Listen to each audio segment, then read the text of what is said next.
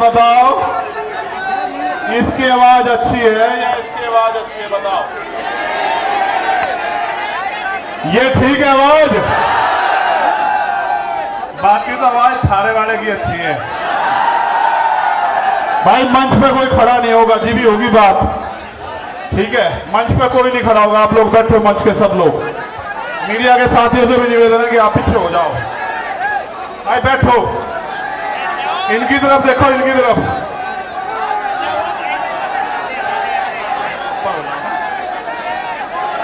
बैठ जाओ, जगह देके बिठाओ, जगह देके बिठाओ, उधर को जगह देके बिठाओ। हजाम में बैठ जाओ, नीचे मत बैठो, अच्छा नहीं लग रहा।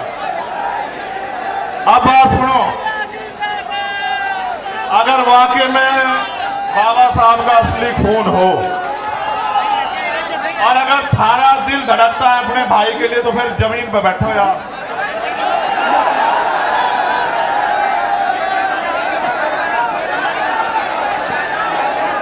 अगर थारे में से एक आदमी भी खड़ा रहा तो यहां के कुछ मीडिया के लोग ये चलाएंगे कि ये तमाशा देखकर आए थे, इनको चंद्रशेखर से कोई मतलब नहीं है, भीम आर्मी आजाद समाज पार्टी से कोई मतलब नहीं।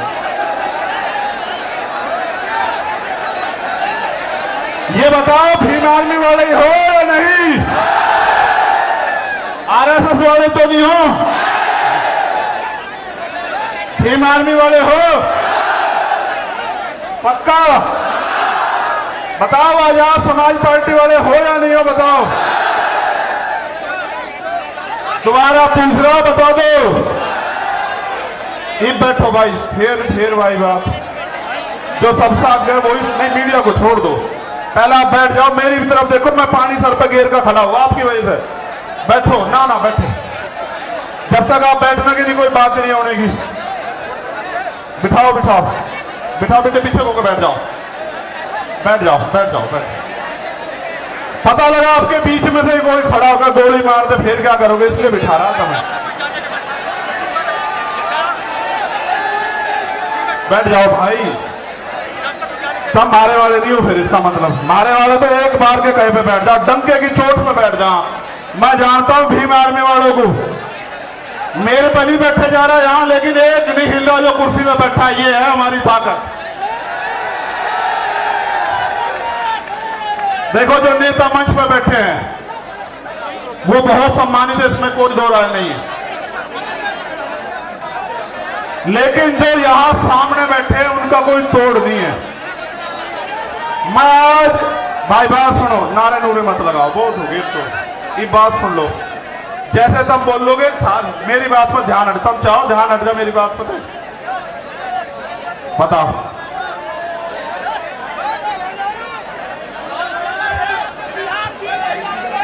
भाई बैठ जाओ ना, आप पत्रकार थोड़ा ही हो, बैठ जाओ, बैठ जाओ, बैठ जाओ। जी भी बात शुरू होगी, जब तक आप बैठने कोई बात नहीं सुने होगी, आप जानते हो ना मेरी चीज से। बैठ जाओ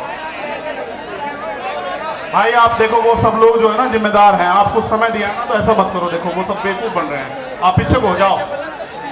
नेशनल चौपाल वाला हो जाओ पीछे को, जमीन नहीं बेचना चाह, चलो पीछे को हो जाओ।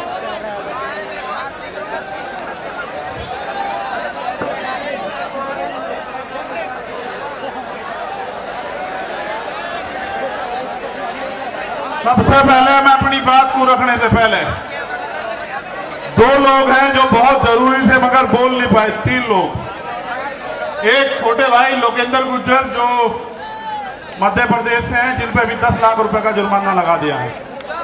ये मेरा छोटा भाई खड़ा है, इसकी तरफ आप देख लो। ऐसे बहादुर भाइयों का हौसला बढ़ाना है। दूसरा, ये मुझे अभी कह रहा था भाई, हमारे यहाँ क्योंकि अनुशासन है, राष्ट्रीय अध्यक्ष जी बोल चुके, उनके बाद मेरे बाद फिर वो मनता नहीं है। इसकी दिल की बात यह है कि अगर सरकार सुरक्षा और लाइसेंस नहीं दे रही है तो हम अपने मध्य प्रदेश के गुर्जर समाज के लोग 1000 लाइसेंस जो है ना भाई की सुरक्षा के लिए आज जमा कराना चाहते हैं। मैं इस पूरे समाज का धन्यवाद करता हूं। एक भाई हैं बिलाल सहारनपुरी, जिनके गाने बहुत मशहूर हैं, वो भी नहीं बोल पाए, मैं उनका भी धन्यवाद करता हूं। एक हमारे राष्ट्रीय सचिव हैं चौधरी अमर सिंह पटेल जी, वो भी नहीं बोल पाए। महाराज सोरठगढ़ वाले, उनका भी मैं धन्यवाद करता हूं। उसके बाद इस मंच पर उपस्थित हमारे राष्ट्रीय कोर कमेटी के मेंबर भाई कमल जी, भाई अमित कसाना जी, चौधरी महेंद्र सिंह जी, गुलजार जी, रविंद्र कुमार भाटी जी, सतपाल चौधरी जी, भाई महेश सहवाल जी, भाई हिमांशु वाल्मीकि जी, हमारे राष्ट्रीय अध्यक्ष भीम आर्मी भाई विनोदन सिंह जी, हमारे नेता, भाई वीरेंद्र कुमार श्रीश जी, भाई सुनील कुमार चित्तौड़ जी जो उत्तर प्रदेश के अध्यक्ष भी हैं, और बहुत सारे मुझे यहां दिख नहीं रहे, नाम लेता रहता दिख नहीं रहे हैं, निजाम चौधरी जी, महक सिंह जी, साजिद सैफी जी, संजय हरीश जी, राजगोपाल जी, और जो रह गया हो वो भी कीमती है, मेरे दिल के बड़े पास है। उन सबका मैं धन्यवाद देता हूं और स्पेशल धन्यवाद देता हूं दिल्ली की पूरी टीम का। बहुत बहुत धन्यवाद दिल्ली की पूरी टीम। उसके बाद बेटे इतनी नहीं सुनता मैं,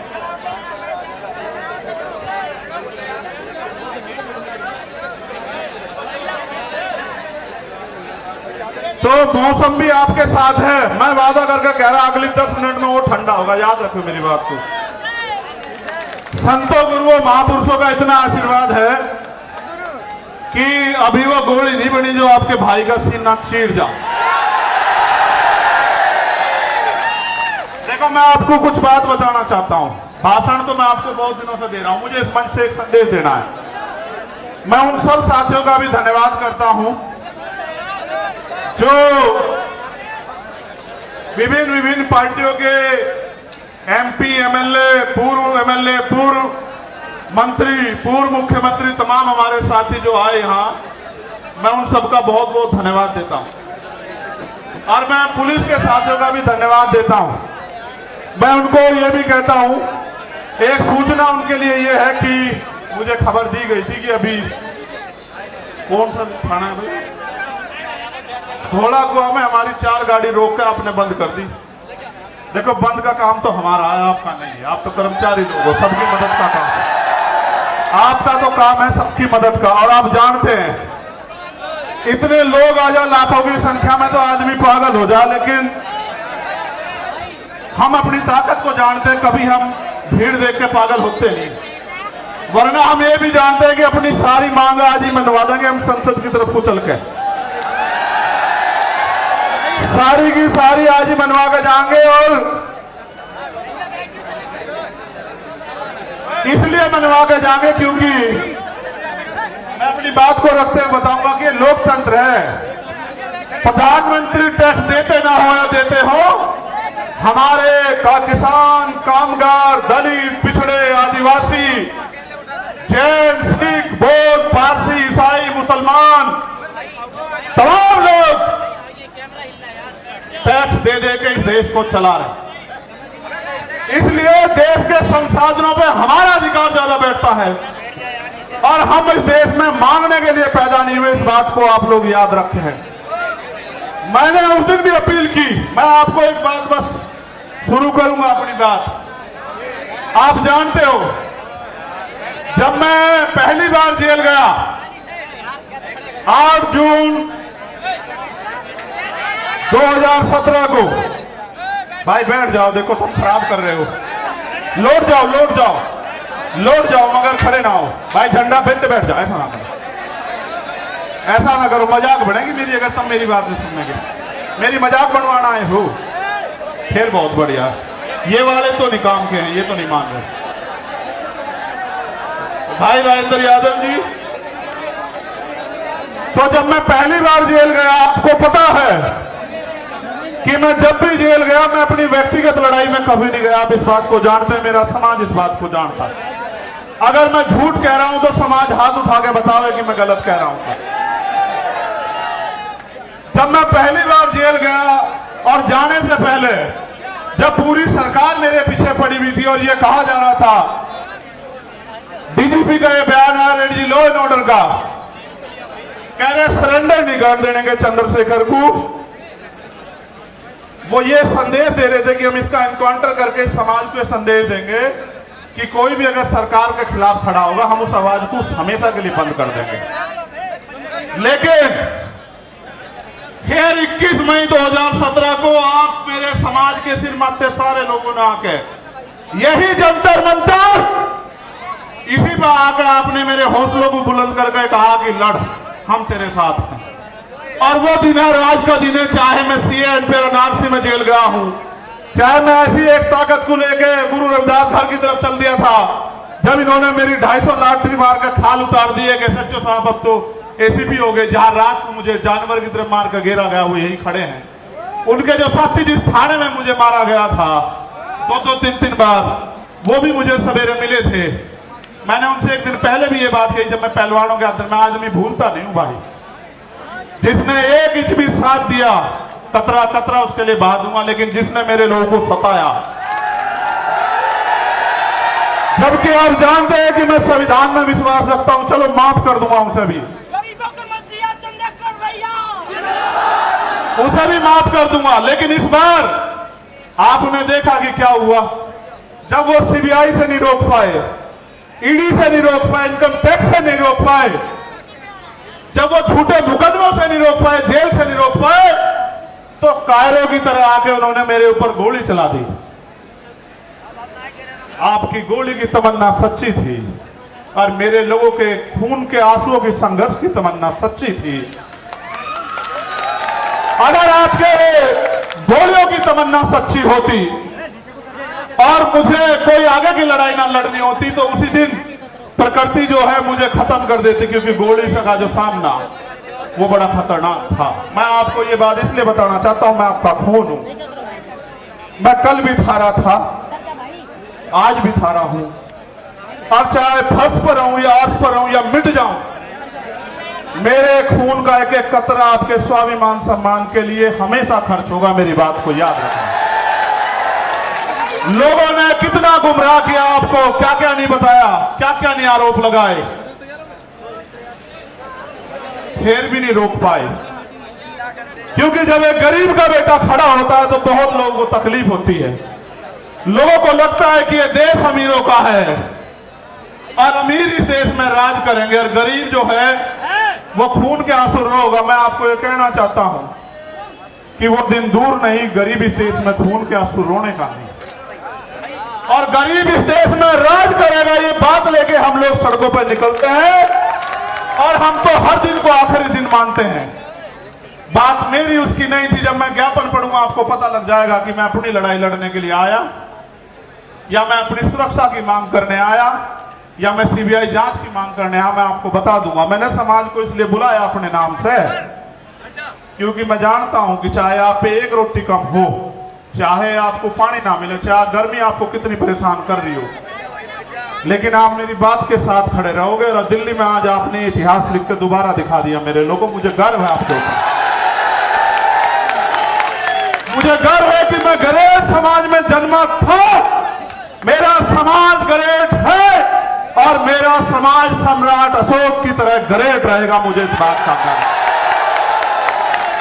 ये बात मैंने आपको इसलिए बताई कि आज के जो हालात है ना, इन हालातों में एक गरीब के बेटे को रोकना जो ईमानदार भी है और संघर्षशील भी है और जिसके गले में पट्टा नहीं है किसी का, वो बड़ा खतरनाक है।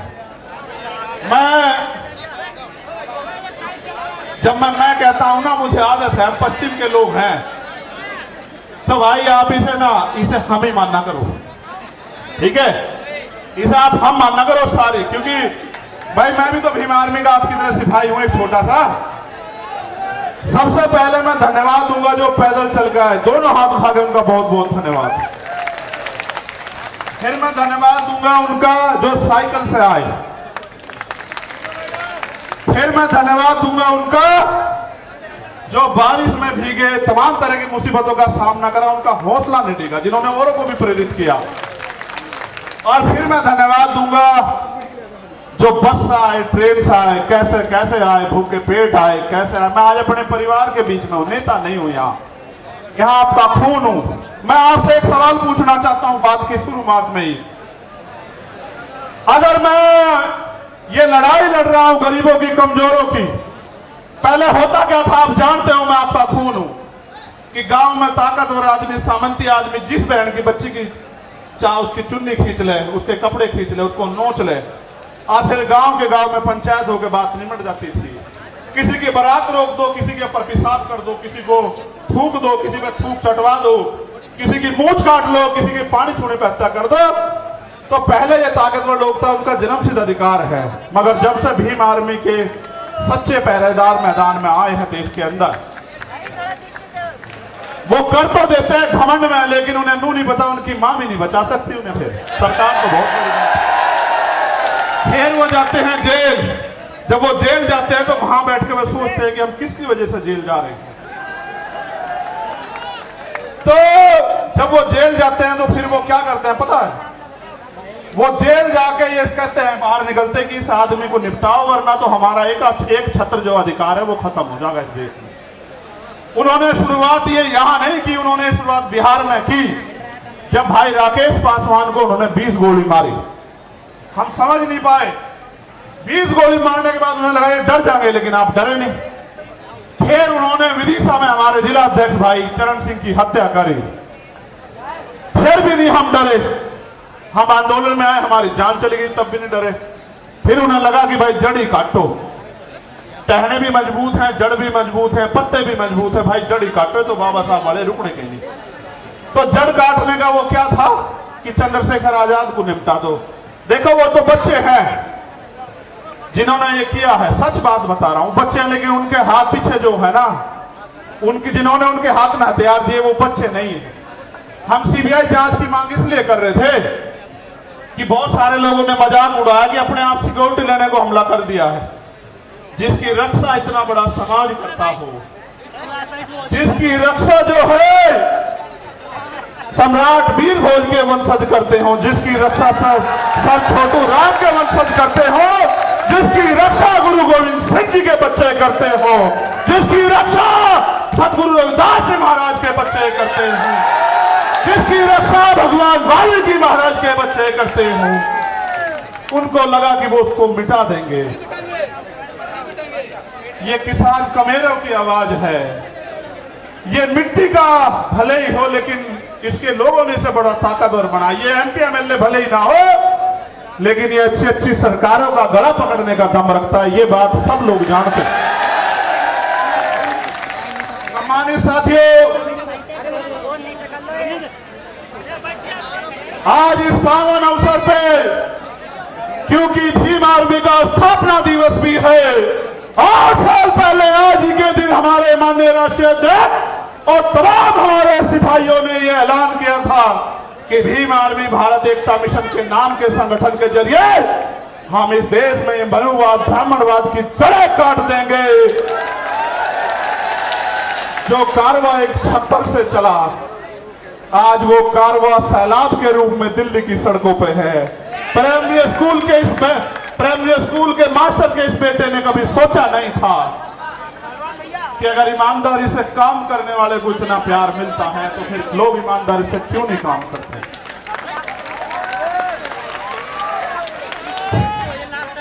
तो मैं इस पावन अवसर पे बहुजन समाज में जन्मे सभी संतों, गुरुओं, महापुरुषों को नमन करता हूं। भगवान बुद्ध, सदगुरु रविदास जी महाराज, गुरु नानक देव, संत कबीर, भगवान वाल्मीकि महाराज, गुरु घासीदास, राष्ट्रपिता ज्योतिबा फूले, छत्रपति साहू जी महाराज, बाबा साहब अंबेडकर, नारायण गुरु संत गाडगे जी महाराज, चौधरी सर छोटू राम जी, कोतवाल धन सिंह गुर्जर जी, संत राम बी प्रजापति जी, महामना राजसू वर्मा जी, बाबू जगदेव प्रसाद कुशवाहा जी, इनको इसलिए याद करो, ऐसी सभा में उनको गोली मार के खत्म किया गया था। वो ऐसे सिपाही, राष्ट्रपिता ज्योतिबा फूले की मूवमेंट के सिपाही, जिनको मारने का काम जो है बिहार में किया गया था। जननायक कपूरी ठाकुर, मान्यवर काशीराम साहब, मान्यवर दीना माना वाल्मीकि साहब को नमन करता हूं। और सम्मानित साथियों, मुझे संदेश के तौर पर आपको ये कहना है, मैं आपसे पहले पूछना चाहता हूं, क्या मैं कोई गलत लड़ाई लड़ रहा हूं? नहीं, दोनों हाथ उठा के बताओ। एक चीज और बता दो पहले ही, बात पक्की करके चलेंगे आज। बेटियां पैर नहीं छुआ करती, बेटियों के तो हाथ सर पर रहने चाहिए। क्या अगर मैं लड़ाई गलत लड़ रहा हूं और ये लड़ाई मुझे नहीं लड़नी चाहिए, तो आप आज इशारा कर दो, मैं ईमानदार से कह रहा हूं, मैं राष्ट्रीय अध्यक्ष जी को लिख के दे दूंगा कि हम ये संगठन बंद करके कोई खेती किसानी का काम कर लेंगे। जो आखिरी में बैठे हैं वो सब लोग बताओ भाई, ऐसे नहीं चलेगा, हाथ उठा के बताओ, ये काम बंद कर दूं? अच्छा अब सुनो, फिर गौर करो, एक सेकेंड, एक मिनट रुक जाओ। ये काम कामयाब कैसे होगा ये भी समझते हो? कब तक मैं आपको दिल्ली बुलाता रहूंगा, भोपाल बुलाता रहूंगा, भरतपुर बुलाता रहूंगा, छत्तीसगढ़ उड़ीसा बुलाता रहूंगा, झारखंड बुलाता रहूंगा? कब तक? हर चीज की एक सीमा होती है। मैं भी आपको बुला बुला के थक गया, लेकिन जो अन्याय अत्याचार हो रहा है वो बंद नहीं हो रहा है। अन्याय अत्याचार बंद करने के लिए पहली 3 बातों पर आप गौर कर लो। पहली ये कि हमें संविधान ने बराबर के अधिकार दिए हैं, सत्ता में हमारे लोग नहीं हैं, इस वजह से, क्योंकि जिनकी सत्ता होती है उनके साथ अन्याय अत्याचार नहीं होता है। तो मान्यवर काशीराम साहब कैडर में एक बताया करते थे कि हमारे पास 5 तरह के बल हैं। कितनी तरह के? 5 तरह के। आवाज आ रही है? गर्मी तो नहीं लग रही? बताओ, गर्मी लगे तो बंद करूं। ठीक, तो 5 तरह के बल है। पहला बल है बुद्धि बल। भाई काम से सुनो, वरना इसके चक्कर में पड़ जाओगे, सब खत्म हो जाएगा। पहला बल है बुद्धि बल, दूसरा बल है धन बल, तीसरा बल है बाहुबल, और चौथा बल है जनबल, और 5वां बल है मनोबल। अगर जिसका मनोबल गिर जाए उसके लिए चारों बल बेकार हैं। मनोबल किसे कहते हैं? कि जब आप पहले ही हार मान लो। साहब भी कहते थे, मैं उनकी बात को आगे बढ़ाते हुए आपसे कह रहा हूं, पहले तो दलित समाज जो है अपना, वो दलितपन छोड़े, अन्याय का जवाब देने के लिए तैयार होना चाहिए। हम इस देश में इसलिए पैदा नहीं हुए कि हम बच्चियां पैदा हो हमारे घर में और उनको नोच लिया जाए, जैसे मणिपुर में नोचा जा रहा है हमारी आदिवासी बहनों को। हम लोगों ने इसलिए अपने परिवारों को आगे नहीं बढ़ाया कि कोई मुंह रखने पर उनकी हत्या कर दे, कोई उनको जूते में पानी पिलाए, कोई उनके सर पे पेशाब कर दे। इसलिए हमारे माँ बापों ने हमें जन्म नहीं दिया। इसलिए अपने मनोबल को ऊंचा करो। ये लोकतंत्र है, जिनके पास लोग होते हैं, जिनको उनका राज होता है। लोग आपके पास हैं, लेकिन राज कैसे आएगा इसका तरीका आपको बता देता हूं। राज ऐसे आएगा, जिन्होंने पहले काम किया। हमारे लोगों को मैं सुनता हूं, कहते पिछड़े वर्ग के जो लोग हैं वो तैयार नहीं है बहुजन भाईचारे के लिए। ये बात बार बार कही जाती है कि पिछड़े वर्ग के लोग तैयार नहीं। मैं आपको सच बताना चाहता हूं, सच क्या है। सच ये है, और आप इस बात को मेरी सुनोगे, कि पहले दलित समाज के लोगों को पढ़ा के अपने पैरों पे खड़े करके किताबें लिख के अपनी लड़ाई लड़ने के लिए सबसे पहले जो अगर शुरुआत किसी ने की, गुलाम भारत में अंग्रेजों के गुलाम जब हम थे, तो वो राष्ट्रपिता ज्योतिबा फूले ने की, जो पिछड़े समाज से आते हैं। उन्हीं को बाबा साहब अम्बेडकर ने अपना गुरु माना। बाबा साहब 91 में पैदा हुए और ज्योतिबा फूले 1890 में चले गए। उन्होंने अपना सारा जीवन इस समाज को पैरों पर खड़ा होने के लिए दिल लगाया, क्योंकि बाबा साहब ने भी अपने नारे में कहा, शिक्षित बनो। भाई चारों लोग डिस्टर्ब कर रहे हो, खोंची भर कर बिठा लो, बिठा लो। फिर छत्रपति साहू जी महाराज को याद करो, जिन्होंने बाबा साहब को बाबा साहब बनाने में योगदान किया, उनकी प्रेस के लिए पैसा दिया। वो हमारे पिछड़े समाज के इतने बड़े नेता थे। राजा होते उन्होंने समाज से कहा कि डॉक्टर अंबेडकर आपके समाज के सच्चे नेता, इनका साथ दो। आप ये बताओ, वो भी पिछड़े समाज के थे। पेरियारी रामास्वामी नायकर, वो भी पिछड़े समाज के थे। नारायण गुरु, वो भी पिछड़े समाज के थे। सर छोटू राम, वो भी पिछड़े समाज के थे। बाबू जगदेव प्रसाद कुशवाहा, वो भी पिछड़े समाज के थे। जननायक कर्पूरी ठाकुर, वो भी पिछड़े समाज के थे। महामना रामस्वरूप वर्मा, वो भी पिछड़े समाज के थे। और जिन्होंने देश की आजादी में योगदान दिया, चाहे शहीद आजम भगत सिंह रहे हों या कोतवाल धन सिंह गुजर रहे हों, शहीद उधम सिंह रहे हों, करतार सिंह सराभा रहे हों, वो भी इसी वंचित पिछड़े समाज के थे।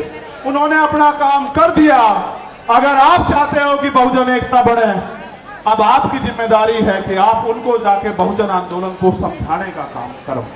जैसे पहले उन्होंने घर घर जाके आपको समझाने का काम किया, ऐसे आप भी जो है अब घर घर जाके उनको समझाने का काम करो। पहले लल्ले यादव भी पिछड़े समाज से थे, ये बात मैंने आपको इसलिए बताई। आप ये सोचते हो कि वो गलत है, नहीं, कुछ गलतियां हुई है, उसकी वजह से दिक्कत आ रही है। वरना पिछड़ा समाज भी ब्राह्मणवाद मनुवाद का सबसे बड़ा जो है विरोधी बैठा है, और ये बात उन्होंने 19 के दशक में करके भी दिखाई है। ठीक है। दूसरा, अगर आपको और आगे बात को बढ़ाना तो अपने पराये में फर्क समझना पड़ेगा। जब सब लोगों ने रास्ते बंद कर दिए और कहा बाबा साहब अम्बेडकर, खिड़कियां तो, दरवाजे तो बहुत दूर, खिड़कियां भी बंद कर देंगे, घुसने नहीं देंगे संविधान सभा में, तब उनको खुलना ढाका से की खुलना सीट से जिताकर कॉन्स्टिट्यूशन असेंबली में भेजने वाले लोग वो मुस्लिम समाज के थे। उन्होंने भी अपना जो है पहले हक अदा किया। संसद में बाबा साहब, कॉन्स्टिट्यूशन असेंबली में बाबा साहब गए, तब जाके संविधान लिखने का मौका मिला, तब जाके आपको हक अधिकार मिले। आज वो लोग आपकी तरफ देख रहे हैं कि भाई हमने तो समय समय पे अपना काम किया, हमारे लिए कौन लड़ेगा। इसलिए मैं सीए एनपीआर एनआरसी के आंदोलन में मिल गया, और इसलिए मैं आपसे कह रहा हूं, आपको समझना पड़ेगा कि आपका अपना कौन है और आपका पराया दुश्मन कौन। अभी मंच पे तमाम पार्टियों के नेता बैठे थे, उनको पार्लियामेंट जाना था, हमारे आरजेडी के नेता बैठे थे। मैं उनसे कहता, अगर वो होते कि भाई मैं आपका बहुत सम्मान करता हूं, आपकी पार्टी का बड़ा सम्मान करता हूं, लेकिन आपके राज में हमारे लोगों की खाल उतारी जा रही है, आपके यहाँ आयोग नहीं बना हुआ, भाई आप भी कुछ करके दिखाओ। दूसरों को गाली देने से काम नहीं चलेगा। उनके यहाँ SC आयोग नहीं है, महिला आयोग नहीं है, उनके यहाँ राकेश पासवान की हत्या कर दी जाती है, आरोपी गिरफ्तार नहीं होते। मुझे उनसे भी कहना था, लेकिन समय कमी से चले गए। हमारे कांग्रेस के नेता भी बहुत सम्मानित साथी भाई आए थे, मैं उनका भी बड़ा सम्मान करता हूं। भाई बात बंद कर दूं, ये इसको देखना,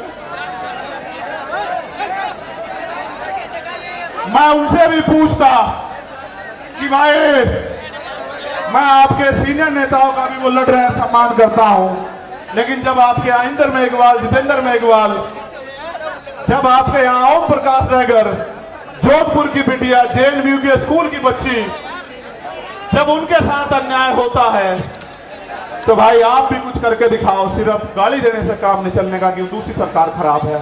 आपके राज में भी बहुत कुछ भला नहीं हो रहा है। इसलिए मेरा स्पष्ट संदेश है कि जब तक आपकी अपनी ताकत नहीं बनेगी, आपको कोई पूछने वाला नहीं है। मेरी बात को याद रखना, किसी के पीछे खड़े होने के लिए नहीं कह रहा हूं आपको, मैं आपको पूंछ बनाने के लिए नहीं कह रहा हूं, मैं आपको मूंछ की लड़ाई लड़ने के लिए कह रहा हूं कि अपना होगा अपना मरोड़, और मन आया तो पिया नहीं दिया फोड़। ठीक है, अपनी ताकत बनाओ। जब आपका विधायक जीतेगा, जब आपका MP जीतेगा, आपका व्यक्ति सदन में होगा, फिर अगर अन्याय अत्याचार होगा तो फिर हम हिसाब करेंगे।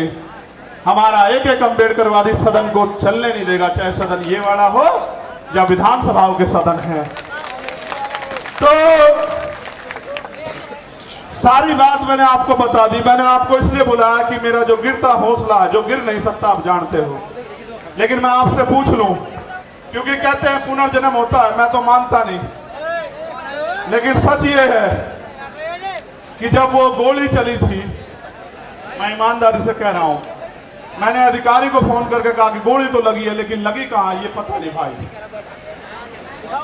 और पिछला जन्म भी जीवन भी आपके लिए था एक एक कतरा, और ये जीवन भी आपके लिए, ये ऐलान करने के लिए आपको बुलाया। दूसरा, सीबीआई जांच क्यों जरूरी है ये भी सुन लो। जो लोग ये कह रहे थे सुरक्षा के लिए गोली चलवाई या करा, तमाशा बना रहे थे, उनको आदत है मुझे नीचा दिखाने की, आदत है उनको, क्योंकि उन पे ये गरीब का बेटा पच नहीं रहा भाई, ये कमेरी माँ का बेटा पच नहीं रहा उन पे।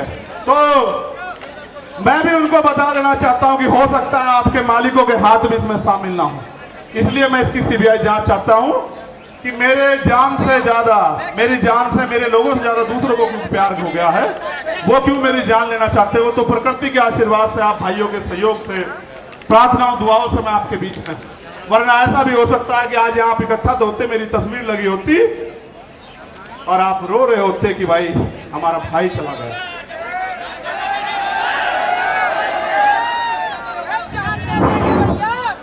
मैं जानता हूं कैसे कैसे उधार पैसे लेकर आए होंगे, और आने जाने के बाद जब खबर आएगी कि आप तक कोई और मुसीबत ना पड़ जाए, लेकिन जब आप अपनी जगह से नहीं हिलते तो फिर मेरे साथ कोई मुसीबत आ जाए मुझे भी हिलने का मेरा मन नहीं करता।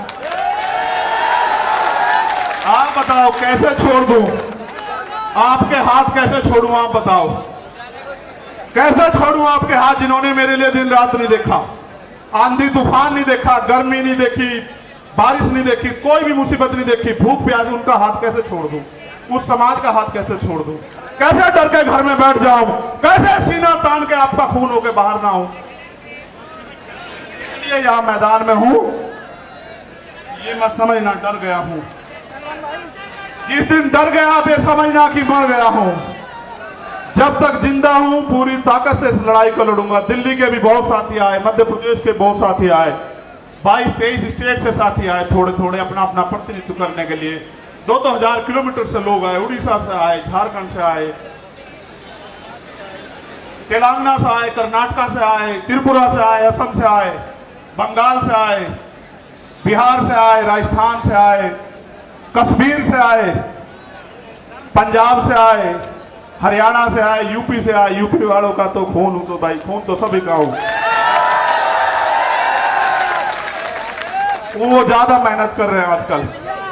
तो मैं आपके आगे ज्ञापन पढ़ता हूं, आप ज्ञापन को गौर से पढ़ ले, सुन लेना एक बार, बहुत महत्वपूर्ण है ये ज्ञापन। और ये ज्ञापन इसलिए जरूरी है कि एक छोटी सी मांग इसमें मुझसे जुड़ी हुई है, लेकिन बाकी मांग बहुत मुझसे जुड़ी हुई नहीं है, समाज से जुड़ी हुई है। भाई चंद्रशेखर तो अकेला आदमी मर जाएगा, लेकिन इस समाज के साथ जो न्याय हो रहा है उसका हिसाब तो करना पड़ेगा ना, ये उसका हिसाब नहीं करने के। क्या हम इस देश में, आप बताओ, मरने के लिए पैदा हुए हो? मणिपुर की बच्चियां याद हैं? देखो हमारे साथ तो शोषितों के साथ ये सदियों से होता आया, वीडियो भले ही वायरल ना होती हो लेकिन होता तो आया है। लेकिन अब ये बंद होना चाहिए नहीं होना चाहिए, आप बताओ। तो मैं आपके आगे ज्ञापन पढ़ूंगा। आखिरी मांग जो है वो राष्ट्रीय अध्यक्ष जी पढ़ेंगे। जो ज्ञापन है उस पर गौर कर लो, मीडिया के साथी भी ज्ञापन चला देना भाई, भाई कान से सुन लो।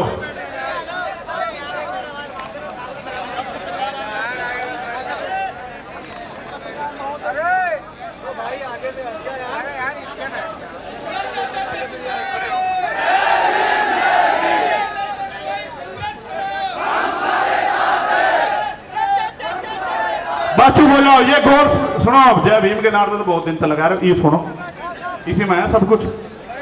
निवेदन करना राष्ट्रपति जी के नाम ज्ञापन है, क्योंकि प्रधानमंत्री जी से उम्मीद खत्म हो गई है। प्रधानमंत्री जी तो उनका भी नहीं लड़ पा रहे लड़ाई जिनको सरकार बनाए। भाई बैठ जाओ। अरे मैं तुम्हें नेता बनाना चाहता हूं, तुम पत्रकार बनना चाह रहे हो, फोटोग्राफर बनना चाह रहे हो, बैठो यार, क्या कर रहे हो कमाल, बैठ जाओ यार, ये कोई बात ठीक नहीं। इतनी बार मैंने कभी नहीं कहा आज तक, समय आज तक का रिकॉर्ड है, मैंने इतनी बार कभी निवेदन नहीं किया। आप जानते हो नहीं जानते हो? सुनो मेरी बात पे गौर करो, अब मत बोलो बस कोई भी। निवेदन करना है कि स्वतंत्र भारत के संविधान में समस्त नागरिकों को समानता, स्वतंत्रता और न्याय हेतु मौलिक अधिकार प्रदान किए गए हैं। साथ ही सदियों से हक वंचित वर्गों, विशेष रूप से जाति जनजाति के लोगों के अधिकारों की सुरक्षा व इनके विकास के लिए संविधान में विशेष प्रावधान किए गए। हमारा संविधान समाज के कमजोर वर्गों SC, ST, OBC, माइनॉरिटी के कल्याण हेतु प्रतिबद्ध है। यथा संविधान अनुच्छेद 38 के तहत अनुसूचित जाति जनजाति राष्ट्रीय आयोग का गठन किया गया है। यह अवगत कराना है कि सदियों से SC, ST समुदाय के लोग सामंतवादी और घृणित जातिवादी क्रूर मनवादी मानसिकता का शिकार बनाए जा रहे हैं। हाल ही में मध्य प्रदेश में एक आदिवासी समुदाय के व्यक्ति का सर के सिर के ऊपर अपर कास्ट के व्यक्ति द्वारा पेशाब करना आधुनिक भारत की क्रूर मानसिकता को दर्शाता है। इसी प्रकार पिछले कुछ वर्षों में देश के राज्यों में समाज के इन कमजोर वर्गों के लिए चैलेंज करके सुनिश्चित हत्याएं की जा रही हैं, जिसमें प्रमुख घटनाएं हैं शोधार्थी छात्र रोहित वेमुला की हत्या, वरिष्ठ पत्रकार गौरी लंकेर की हत्या, मनीषा वाल्मीकि की हत्या, जितेंद्र मेघवाल की हत्या, इंद्र मेघवाल की हत्या, रमन वाल्मीकि की हत्या, भाई आकाश गुजर की हत्या जो उत्तर प्रदेश पुलिस द्वारा गोली मारकर की गई। इन घटनाओं से ऐसा प्रतीत होता है कि देश भारत के संविधान से नहीं बल्कि देश का शासन प्रशासन मनोविधान से संचालित हो रहा है। समाज के कमजोर वर्गों के खिलाफ आए दिन सुनियोजित हिंसा, हत्याओं तथा मॉब लिंचिंग घटनाओं का ग्राफ लगातार बढ़ता जा रहा है। NCRB की रिपोर्ट इसका सरकारी सबूत है।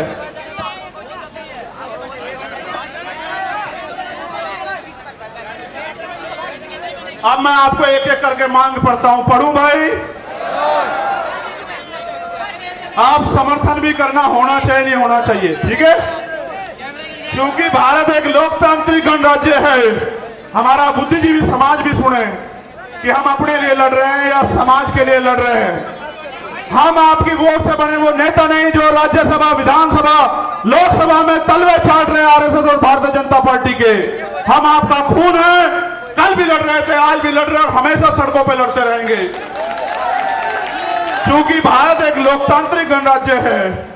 देश में 85% लोग SC, ST, OBC व अल्पसंख्यक समुदाय के हैं, जबकि हाई जुडिशरी अर्थात सुप्रीम कोर्ट व हाई कोर्ट में इन वर्गों का समुचित प्रतिनिधित्व नहीं है। इसके लिए इन वर्गों के जजों की समानुपातिक आरक्षण के तहत नियुक्ति सुनिश्चित की जाए। और इसका एक उदाहरण बता देता हूं। यूपी HDS में पिछले 10 साल में दलित समाज का एक भी बच्चा भर्ती नहीं हुआ। आप चेक करा लेना। उन्होंने एक षड्यंत्र कर रखा है। हम उनको हरा देते हैं कंपटीशन में, इंटरव्यू में वो हमें हरा देते हैं। उन्होंने कहा इंटरव्यू में 80 नंबर नहीं आएंगे तो भाई कामयाब नहीं मानने जाएगा। 70 से 79 देकर हमारे लोगों को निकाल देते। आप देखो लोकतांत्रिक भारत में एक जज नहीं बना पिछले 10 साल में। आप इस बात को समझो कितनी बड़ी साजिश है। पिछड़े वर्ग के भी 2-4 बड़े होंगे। ये बात आपको इसलिए बता रहा हूं कि आपके नेता जिनको आपने वोट से बनाया उनको दिखाई नहीं देता भाई। जब आपका जज ही नहीं होगा तो फिर 10 लाख का जुर्माना तो लगेगा भाई, या नहीं?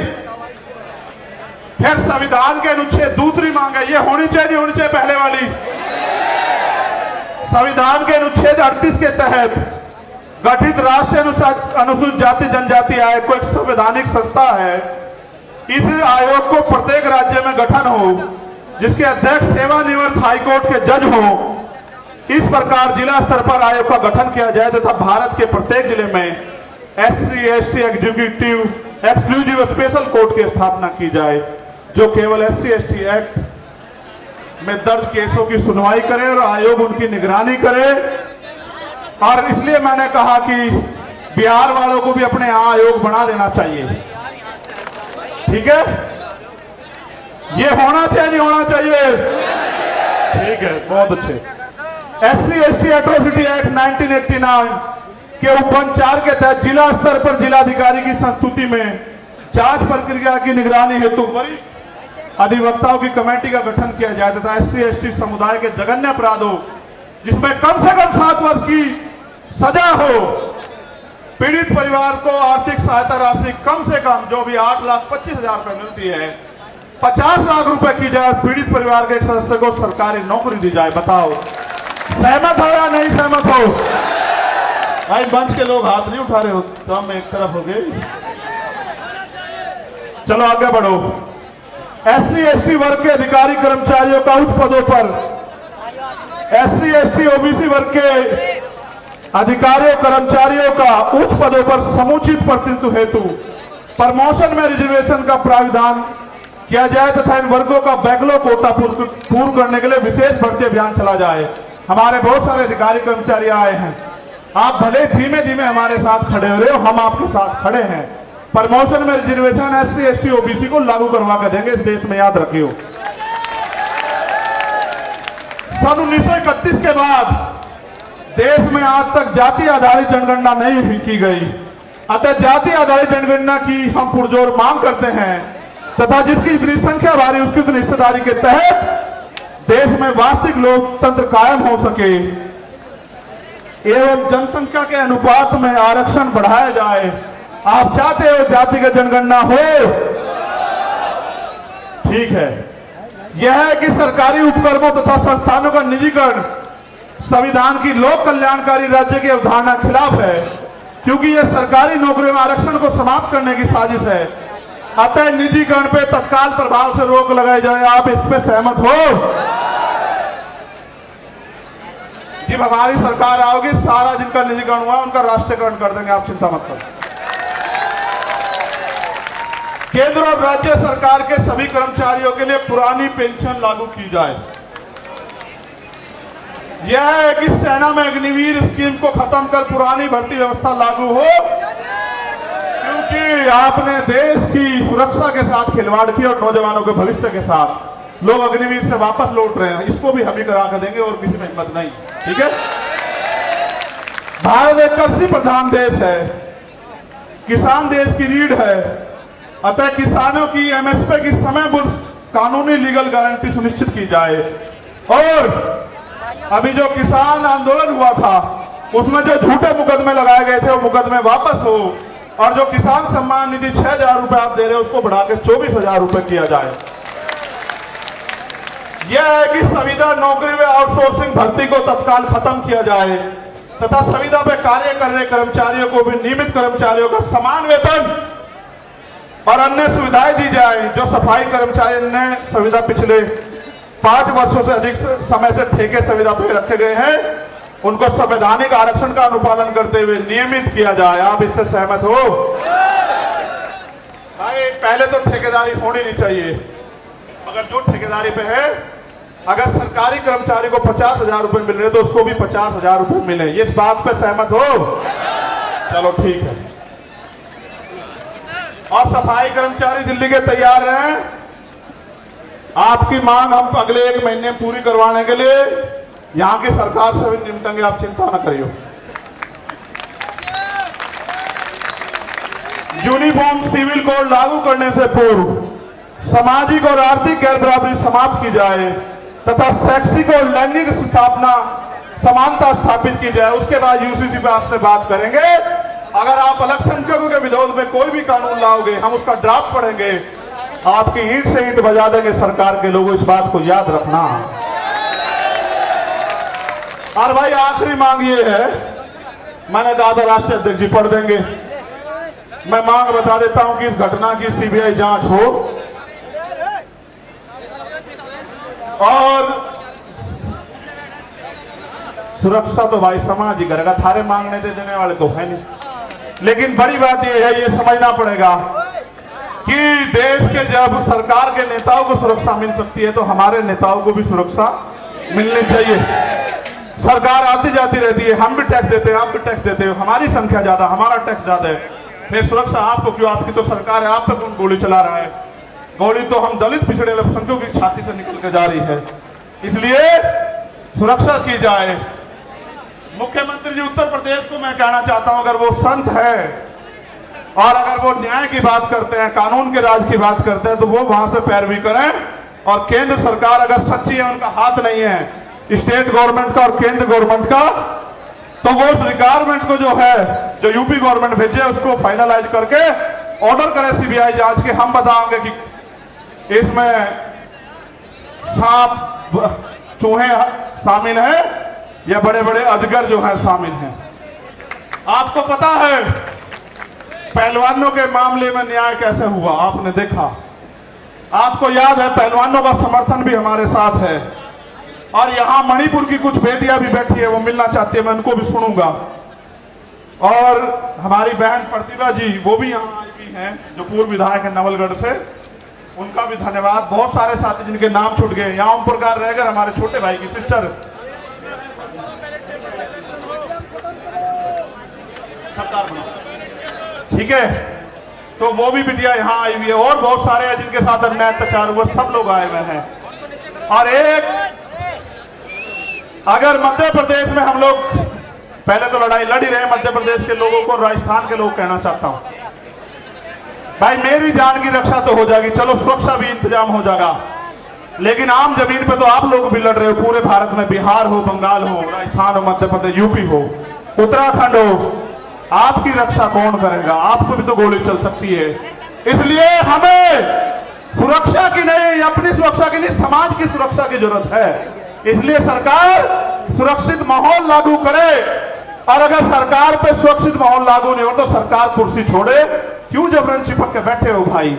आप मणिपुर को न्याय नहीं दे सकते, आप राजस्थान में न्याय नहीं दे सकते, आप बिहार बंगाल में न्याय नहीं दे सकते, आप दिल्ली में न्याय नहीं दे सकते, आप मध्य प्रदेश में और केंद्र से न्याय दे सकते। तो भाई हम अपने लोगों को ये कहना चाहते हैं आप सब लोगों के सहयोग से कि राजस्थान के लोग मेहनत करने पे आ जाओ, मध्य प्रदेश के लोग मेहनत करने पे आ जाओ, छत्तीसगढ़ के। तो इसी बार जो है आपका सत्ता की चाबी आपके हाथ में मध्य प्रदेश राजस्थान में आ जाएगी, छत्तीसगढ़ में। क्योंकि चुनाव जैसा होगा उसमें 5-7 वोट विधायक जिसके पास होंगे उसके पास चाबी होगी। और हम काम करने वाले लोगों को लड़ा रहे हैं तो हमारा विधायक जो है हो सकता है वो चीफ मिनिस्टर बन जाए या डिप्टी चीफ मिनिस्टर बन जाए, आपकी सरकार में हिस्सेदारी हो जाए। इसलिए आपसे कहूंगा मध्य प्रदेश राजस्थान के लोग ज्यादा काम करें और आप यहां आए पुणे।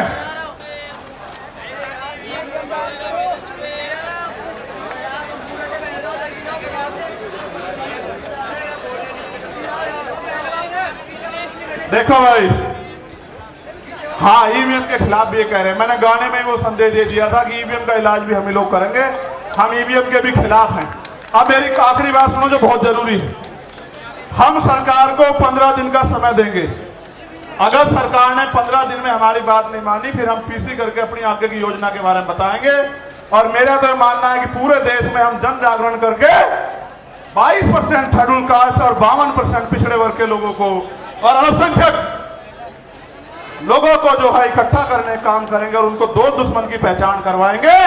और हमारा प्रयास ये रहेगा कि बहुजन समाज राज करे, उनके साथ अन्याय होना बंद हो।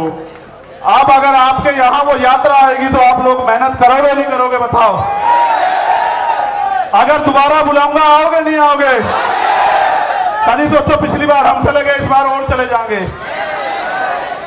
बहुत बहुत धन्यवाद। एक आखिरी मेरा ये अल्टीमेटम है देश के प्रधानमंत्री को, मेरी बात को गौर से सुन लेना। मीडिया के जरिए प्रधानमंत्री तक चला जाए, इंटेलिजेंस के जरिए। अगर मणिपुर का अन्याय नहीं रुका और मणिपुर के मुख्यमंत्री को नहीं हटाया गया और वहां कानून का राज स्थापित नहीं किया गया तो बहुत जल्द मैं जंतर मंतर पे अनिश्चितकालीन मणिपुर के लिए बैठूंगा। क्योंकि मैं सब कुछ बर्दाश्त कर सकता हूं, लेकिन बाबा साहब अम्बेडकर ने कहा कि किसी भी देश की तरक्की का पैमाना उस देश की महिलाएं हैं और हम प्रथम रंगते भारतीय हैं। अगर मणिपुर की बेटियों के साथ अन्याय होगा तो हम मुंह छिपा के घर में नहीं बैठेंगे। इसी जंतर मंतर पे मैं चाहता आपको रामलीला मैदान भी बुला लेता, पता है इसलिए बुलाया कि जंतर मंतर का इतिहास है। आपने 21 मई को मुझे ताकत दी और ये वो धरती है जहां पहलवान बेटियों पे लाठियां चलाई गई। उस दिन मैं नहीं था कि जख्म का हिसाब करने के लिए मैंने आप लोगों को यहां बुलाया। बहुत बहुत धन्यवाद। जय भीम, जय भारत, जय मंडल, जय जोहर, जय संविधान। हमारी एकता जिंदाबाद। एक रिक्वेस्ट, जैसे आराम से आए वैसे ही जाना, जैसे आराम से आए आप वैसे ही जाना। आपकी जान कीमती है मेरे लिए बहुत।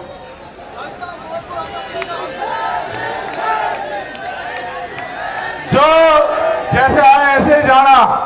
आपने देश को बता दिया कि भीम आर्मी आजाद समाज पार्टी झुकेगी नहीं। धन्यवाद।